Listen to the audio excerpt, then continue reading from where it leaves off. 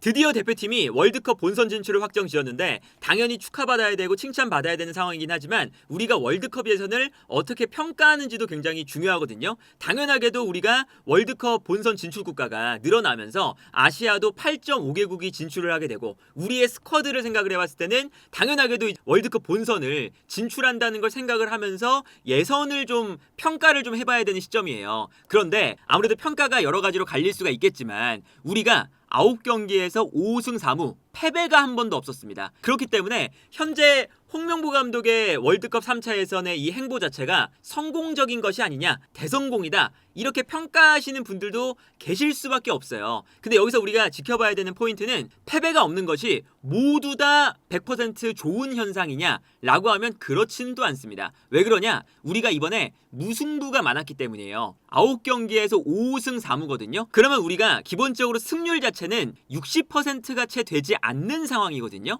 그러니까 이게 리그전이라는 것을 생각을 해보면 리그전은 승리 1번, 승점 3점이 무승부 3번과 똑같습니다. 그래서 리그에서 강팀들은 무승부를 하는 것이 물론 승점을 1점 가져오는 거긴 하지만 기본적으로는 좋지 않은 현상에 속해요. 예를 들면 티아고 모타 감독이 유벤투스에서 경질을 당할 때 그때 당시에 유벤투스가 리그에서 가장 적은 패배를 기록하는 팀이었습니다. 심지어 1위 인터밀란과 패배 횟수가 똑같았어요. 인터밀란이 이때 당시에 29경기를 해서 19승 7무 3패였고요. 유벤투스가 13승 13무 3패였습니다. 그래서 최소 패배 팀들이었거든요. 그런데 승점 차이가 인터밀란은 64점, 유벤투스는 52점이었죠. 승점 차이가 꽤나 많이 나는 상태였어요. 그러니까 아무래도 패배가 똑같아도 패배가 굉장히 적었음에도 불구하고 무승부가 많다 보니까 유벤투스 입장에서는 당연히 챔피언스리그 진출을 노려야 하는데 승점이 안 쌓이는 거죠. 그래서 결국에는 티아고 모타가 분명히 리그 내에서 최소 패배 팀이었는데 경질을 당했거든요.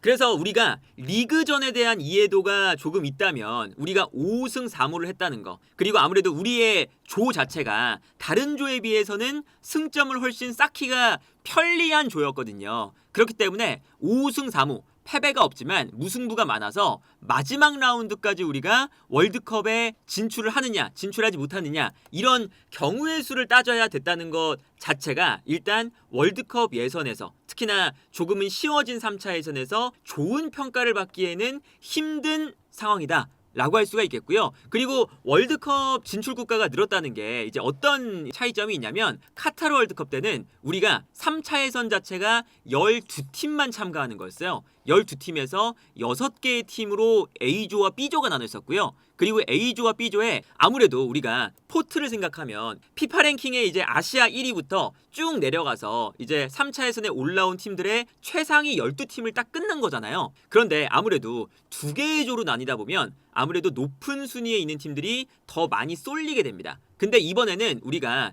월드컵 출전 국가가 늘어나면서 똑같은 3차 예선이지만 6개의 팀이 3조가 됐죠. 그러니까 최종적으로 18개의 팀이 이번 3차 예선에 포함이 됐습니다. 당연히 약한 팀이 조금 더 6개의 팀이 추가가 된 거고요. 그리고 이게 조가 3조로 나뉘다 보니까 강팀들은 3조로 분산이 됐어요. 그래서 이번에 조가 우리가 역대급 좋은 조다, 역대급 좋은 3차 예선이다 라고 했던 게 강팀이 분산이 되면서 조 자체가 굉장히 쉬워졌습니다. 그러니까 예를 들면 포트를 비교하면 카타르 월드컵 때 기준으로 하면 1포트에 이란과 일본, 2포트에 한국과 호주, 3포트에 아랍에미레이트와 사우디아라비아 뭐 이런 식이었거든요. 근데 이제는 포트가 3개의 조로 나뉘다 보니까 1포트에 이란, 한국, 일본 3개의 팀이고 2포트가 카타르, 이라크, 호주, 그리고 3포트가 우즈벡, 요르단, 사우디아라비아 이런 식으로 된 거예요. 사실상 카타르 월드컵 때랑 비교하면 6개의 팀으로 나눴을 때 마지막 두 팀이 원래는 3포트였는데 이제는 2포트가 된 거죠. 그래서 이번에는 3차 예선이 약한 팀들도 늘어났고 그리고 강팀들이 각 조로 분산이 됐기 때문에 여기서 이제 우리가 당연히 좋은 조를 받을 수가 있는 상황인데 여기에서도 우리가 더 좋은 조가 편성이 됐습니다. 예를 들면 이란 같은 경우에는 이란, 우즈베키스탄, 아랍에미레이트, 카타르 요 이제 상위 4팀만 봐도 훨씬 만만치 않아요. 그리고 일본이 있는 조도 일본, 호주, 사우디 그리고 뭐 인도네시아도 최근에 매우 잘해주고 있으니까 인도네시아까지 특히나 요 세 팀만 있어도 일본, 호주, 사우디아라비아가 예전 같았으면 호주나 사우디아라비아가 이제 2포트를 왔다 갔다 하는 팀이다 보니까 기본적으로는 1포트와 예전 같으면 2포트 팀들이 하나 쏠려 있는 거였거든요. 근데 이번에 우리가 운이 좋았던 건 포트에서도 가장 그래도 약한 팀들이 모였어요. 그래서 우리 이외에는 요르단, 이라크, 오만 요 2, 3, 4위 팀들만 생각해봐도 A조의 우즈벡, 아랍에미리트, 카타르 그리고 C조의 호주, 사우디아라비아, 인도네시아 이런 팀들과 비교했을 때 우리가 훨씬 수월한 조에 선택이 된 건 사실입니다. 그리고 특히나 우리가 최근에 3연 무승부를 하고 있었다는 거 그리고 이제 3연 무승부에 더해서 최근 5경기 동안 모든 경기에 실점을 하고 있었다는 거 이런 것들을 생각해보면 분명히 반성을 해야 될 지점들이 있어 보이고요. 그리고 결국에는 지금 한국이 승점 19점, 이란과 일본이 승점 20점이거든요. 그래서 승점 1점 차이밖에 나지 않는 것이 아니냐라고 하지만 이제 이번 라운드에 우리가 이라크를 상대로 전력을 좀 다하는 그런 경기였다면 이란과 일본은 이미 전 라운드에서 이제 월드컵 본선 무대가 확정이 됐기 때문에 이번 경기에 로테이션 돌렸어요. 로테이션 돌리다가 이제 이번 라운드에선 진 거거든요. 이제 그런 걸 생각하면 우리가 그냥 패배가 없다. 유일한 이제 3차 예선의 무패팀이다. 라고 해서 정말 좋은 것으로만 가면 안 되는 상황이지 않을까라는 생각이 들고 다만 여기서 이제 좋은 점과 나쁜 점을 이제 좀 판단을 해봐야 되는데 좋은 점은 홍명보 감독이 어쨌든 이 3차 예선을 꾸준하게 끌어오면서 본인이 하고 싶은 이제 전술적인 형태의 구성 자체는 아마 선수들이 조금 익숙해졌을 거예요. 그래서 어떤 형태냐? 기본적으로는 변형 3백을 쓰거든요. 변형 3백을 쓸 때 이태석, 권경현, 조유민 이제 뭐 가운데 이제 김민재 선수가 이제 당연히 있겠죠. 근데 이제 지난 이라크전을 기준으로 하면 이렇게 3백을 만들면 서령우 선수가 올라갑니다. 서령우 선수가 올라갈 때 이강인 선수가 측면에 있으면 서령우가 가운데로 서령우가 측면으로 올라가면 이강인이 가운데로 이런 식으로 이제 움직여요. 그리고 여기에 더해서 이재성이 있고 여기에 황인범까지 좀 올라가면서 자연스럽게 공격 숫자가 늘어나는 요런 전형이죠. 그리고 여기서 이제 우리가 이제 경기를 보면 자연스럽게 이제 그래도 선수들이 여러 번 이제 합을 맞추다 보니까 변형이 일어날 때도 많습니다. 예를 들면 이태석이 오버래핑을 하잖아요. 그러면 자연스럽게 박용우가 3백이 되고요. 황인범이 한 칸 내려오고 자연스럽게 이재성, 황희찬이 가운데에 서게 되는 뭐 이런 식으로 약간의 변화가 있어요. 그리고 이태석이 이렇게 오버래핑을 할 때도 있지만 가운데로 들어오는 이런 이제 움직임도 자연스럽게 가져가게 되죠. 그러면 이제 이때는 황희찬이 넓게 벌리면서 이재성, 이강인, 서령우 이런 식이 되는 거거든요. 그래서 변형 3백을 기점으로 이태석이 올라가느냐 아니면 3백의 한 자리에 있느냐 박용우가 수비형 미드필더 자리에 있느냐 수비형 미드필더 자리에서 내려와서 왼쪽 센터백의 역할을 하느냐 아니면 박용우 선수가 이렇게 왼쪽으로 내려올 때도 있지만 가운데로 내려와서 수비 라인에 이제 가운데에 위치하는 이제 우리가 흔히 말하는 라볼피아나 전형처럼 형성이 되느냐. 그러니까 어쨌든 이런 3백에 기반한 전형 자체는 아마 선수들이 익숙해지지 않았을까 싶어요. 그런데 이 연속성을 가져가면서 문제는 전술적인 포지셔닝은 선수들이 이제 알고 있는데 여기서 홍명보 감독이 울산 시절에도 비판을 받았던 건 상대가 수비 라인을 만들고 있을 때 이 밀집 수비를 파괴하는 방법 자체가 조금 무기력하다였어요. 그러니까 예를 들면 이런 겁니다. 이제 우리가 이렇게 뭐 3백을 만들면서 3, 2, 4, 1 뭐 이런 전형을 만들었어요. 그럼 여기서 상대가 밀집 수비를 좀 하거나 아니면 이제 뭐 수비 블럭을 만드는 상태입니다. 그럼 여기서 중요한 건 수비 블럭 안쪽에 공간이 없으니까 이 공간 안쪽에 있는 공간을 만들기 위해서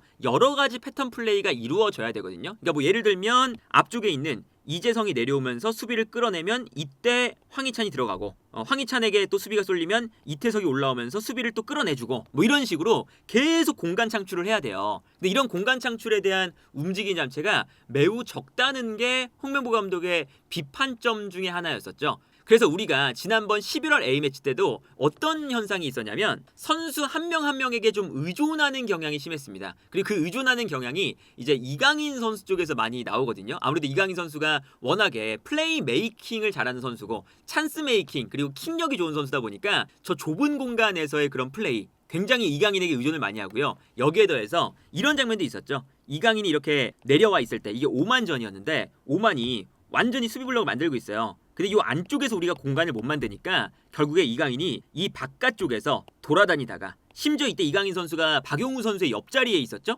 거의 3선에서 돌아다니다가 뛰어들어가는 황희찬을 보고 한 번에 대지를 가르는 패스. 이거는 사실은 이강인 선수의 이 마법과 같은 패스가 아니었으면 이 수비를 무너뜨리는데 실패를 하는 장면이었거든요. 그리고 이 장면이 전반전 끝나기 직전에 나왔는데 우리가 오만과의 전력차가 매우 큼에도 불구하고 40분 내내 우리가 제대로 된 슈팅을 단 한 번도 기록을 못하고 있었습니다. 그런데 이제 이강인이 교체로 들어오자마자 이런 패스가 들어가면서 이강인의 마법과 같은 패스, 여기서 이제 득점 이런 게 나왔었거든요. 그러니까 이게 이제 홍명보 감독의 단점 중에 하나는 이런 선수들의 위치 선정을 가져가는 본인의 전술적인 틀은 분명히 존재해요. 변형 3백, 뭐 라볼피아나 비대칭 전형 이런 홍명보 감독이 선임됐을 때 축구협회에서 발표했던 이런 전형 자체의 구조는 있지만 이 구조에서 유연함이 부족하기 때문에 경기 자체가 매우 답답하게 흘러갈 때가 있다. 그래서 이런 플랜 A에 대한 우리가 경기를 풀어나가는 것에 대한 부족한 점이 분명히 있었고요. 그리고 후방 빌드업 과정에서도 우리가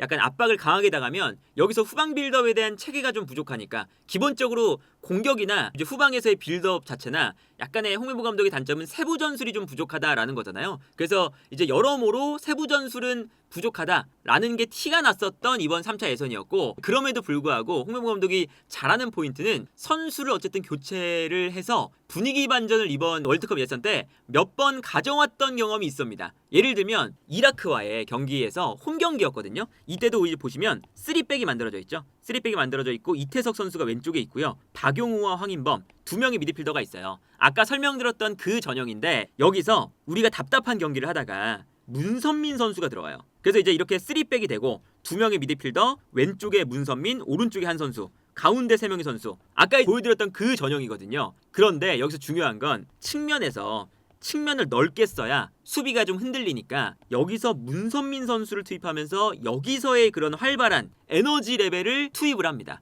그리고 여기서 문선민 선수가 측면을 무너뜨리니까 여기서부터 수비가 흔들려요. 문선민 선수가 빠르게 이 공간으로 뛰어 들어가면서 수비를 문선민 선수에게 끌어당기고요. 문선민 선수가 마지막까지 볼을 끌고 올라가다가 수비가 끌려 나오니까 이 공간으로 이재성 선수가 들어갑니다. 그래서 이재성 선수가 문선민 선수가 끌고 나온 공간으로 패스가 들어갔을 때 이재성이 안쪽으로 들어가고, 그리고 이재성 선수가 이 안쪽 공간에서 또다시 볼을 잡은 다음에 컷백, 여기서 오연규의 득점, 이런 장면들. 그래서 이제 문선민 선수가 오늘 경기에서도 교체로 나와서 측면을 흔들어주면서 거기서 또 득점이 나왔어요. 그러니까 이런 걸 보면 이제 문선민을 활용한 홍명보 감독이 3백을 기반으로 했을 때 좌우 측면을 넓게 쓰는 선수가 두 명은 있어야 되거든요. 이 두 명 중에 한 명을 어쨌든 후반전에 교체를 투입해서 적절하게 분위기를 반전시키는 역할을 했었다. 그리고 어제 같은 경우에는 김진규 선수를 과감하게 넣었었잖아요. 박용우 선수를 빼고 이라크가 한 명이 없으니까 수비형 미드필더를 그냥 빼버리고 공격적인 성향이 강한 황인범과 김진규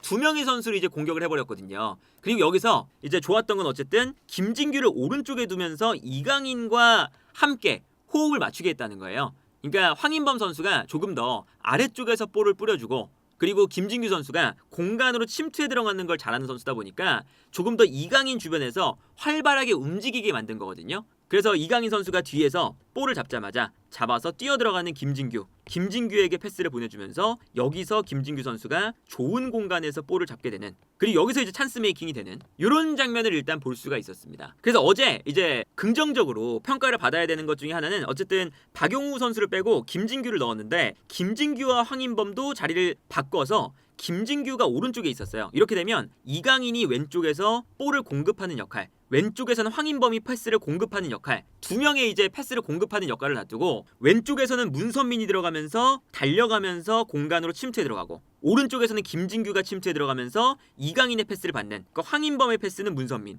이강인의 패스는 김진규, 이런 식으로 오른쪽 왼쪽을 굉장히 밸런스 있게 선수 배치를 잘 해놨었거든요. 그래서 이런 것들은 나쁘지 않게 평가를 받을 만한 요소예요. 그래서 이 장면을 보면 왼쪽과 오른쪽에 넓게 위치하는 선수가 두 명 있고요. 이때 교체로 들어간 문선민 선수 쪽으로 패스가 들어갑니다. 그리고 황인범 선수가 이때 왼쪽에 있고 이강인 선수는 오른쪽에 있죠. 패스를 뿌려주는 선수들. 그리고 문선민은 왼쪽, 김진규는 오른쪽에 위치를 하고 있습니다. 여기서 이제 문선민 선수한테 패스가 가고 문선민 선수가 측면을 달려가면서 무너뜨려요. 여기서 이제 스피드를 통해서 수비를 끌어내는 작업을 하고, 여기서 문선민 선수가 쭉 끌고 들어가면서 수비가 한쪽으로 쏠리게끔 만듭니다. 그래서 모든 수비가 문선민 쪽으로 쏠릴 때 문선민이 반대편으로 넓게 그리고 반대편에 이제 아까 한 명의 선수를 무조건 둔다고 했으니까 서령우 선수가 이 공간으로 뛰어가는 거죠. 그래서 상대 수비를 좌우 측면으로 흔들어 놓고요. 이때 서령우가 볼을 잡는 순간 이강인 선수가 서령우에게 수비가 쏠리는 틈을 타서 요 안쪽 공간으로 들어옵니다. 그래서 서령우 선수가 여기서 이강인에게 패스.